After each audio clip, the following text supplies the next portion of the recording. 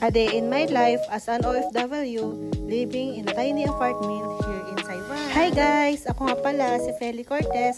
4 years nang nag-work bilang isang factory worker dito sa Taiwan. At ngayong araw nga pala na ito ay ang aga kong nagising.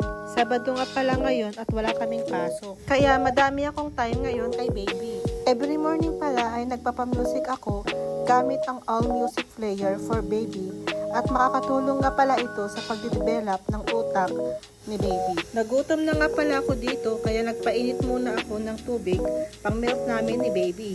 Dahil tulog pa nga ang aking partner at hindi naman siya mahilig mag-breakfast, ay nagluto na lang ako ng pancake gamit lamang at 3 ingredients na meron kami dito sa apartment. Yes, tama, 3 ingredients lang. Naglagay nga lang pala ako ng kaunting the original hot cake mix. Dahil ako lang naman ang kakain, nagbitak na nga lang din ako ng 1 pirasong itlog. At para mas lalong sumarap ang aking pancake, ay nag-add ako ng kaunting vanilla crystal para kahit papano ay mas magkaroon ng lasa at mas mapasarap ang kain ko mamaya. Hindi na pala ako naglagay ng asin dyan para mabalance ang tamis dahil bawal ako sa maalat. Hinalo-halo ko na nga dito ang aking lulutuin hanggang sa ma-mix ang 3 ingredients na nalagay ko dito. Pag nakita mong ganito na ang texture, ay ibig sabihin ay pwede mo na siyang iluto. Nagsindi nga lang ako dito sa low medium heat na apoy at pinainit ko lang ang aking mini pan bago ko maglagay ng mantika. At pinainit ko lang ng kaunti bago ko lutuin ang aking pancake.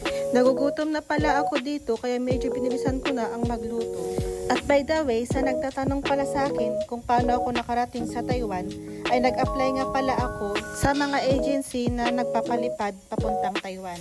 Pwede po ang walk-in at pwede rin po mag-email sa agency na nag-applyan ko. At sa nagtatanong kung magkano ang nagasto ko ay 0 po. Yes po, wala po kaming placement fee.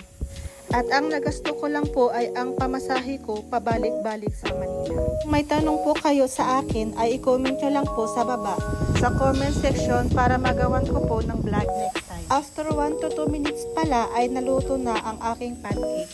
Naglagay na lang ako dyan ng kaunting Blue Band margarine. Para sa akin kasi ay mas masarap ang kain ko pag nilagyan ko ng ganito. Naglagay na din ako ng 3 scoop ng milk sa baso ko at nilagyan ko na lang din ng mainit na tubig. Hinalo ko na nga ang aking milk at ready na ang aking pancake. Ito muna ang breakfast ko ngayon at mamaya na lang kami magluto pagising na ang aking partner. At kung umabot nga pala kayo hanggang sa dulo ng video ko, ay maraming salamat po. Pagpasensyahan nyo na lang po ang aking voice over at first time ko po ito mag-record gamit ang natural voice.